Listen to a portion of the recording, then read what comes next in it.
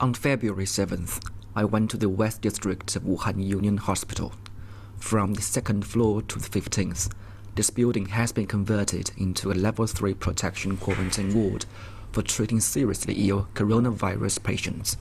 But as I entered one of the wards, I was told that I can't take anything into the quarantine areas, including my cameras. 不行的，我们都没有带东西进去。我们都不能带手机进去。我们里面专门配了一台那个手机，我们自己我掏钱买了一个台手机，1850。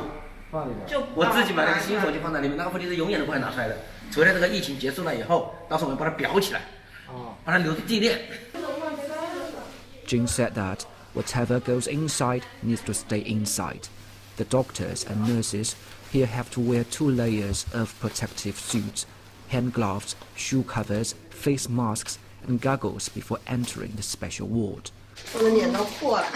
对啊，里面都是水泡，不然的话我这样戴没法戴，太疼了。Finally, I was let inside with a GoPro, which had to be put into disinfectant for a whole day after filming. The doctors and nurses here have to work 6 hours without rest. They can't drink, eat, or even use the toilet. 林大哥们用了那个纸尿布。现在穿了吗？今天没穿。今天没穿，平时有穿是吗？有。那如果说咱们如果想上厕所的话，就只能憋着，是吧？这个一套防护服300多块钱，我们要这样子才行。Here I met Dr. Tang Xin, who hasn't been home for 2 weeks. 我是刚给那个一个病人上了一个尿管，然后把那个操作的第3层时候给它抽掉。Tang said the severely ill patients need special care. 慢慢出现这个氧气不足，那么他的意识就不像刚开始那么清楚，他们会有一些谵妄啊，或者是做一些无意识的活动。这时候你在上呼吸机或者做一些治疗的时候呢，就会有很多困难。但是我们一般都是医生和护士一起协助一起完成。Since I came into this special ward, the bells of the patients haven't stopped ringing. Nurses have to rush to attend to them all the time.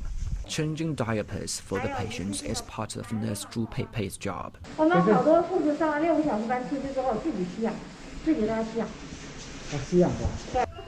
The doctors have had to separate themselves in hotels from their families. When talking about her 3-year-old daughter, Zhu Peipei's voice trembles. 要2个礼拜了，2个礼拜，非常狠。晚上下班很晚，等我回去的时候他都睡了，就是我晚上回了宾馆以后想看视频的时候他已经睡了。After 6 hours of intensive work, Dr. Tang Xin is finally able to take off his protective gear. He has a rash all over his body. 你工作的时候一直在忙，就也顾不上，反正就感觉没那么痒。对，洗完了以后，把衣服脱完了以后洗完以后。那要多久会消呢？可能要休息，就是6到8个小时吧。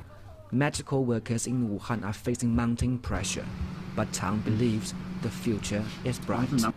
我说潘多拉的盒子已经打开了，然后灾难、恐惧、疾病这些都跳出来了，然后但是这个盒子里面最后的一样东西，就是我们看这个希腊神话里面他说的，就是希望。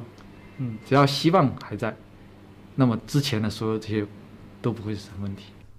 It's people like this who give hope that one day China can overcome this battle against the virus. 葛云飞 CGTN 武汉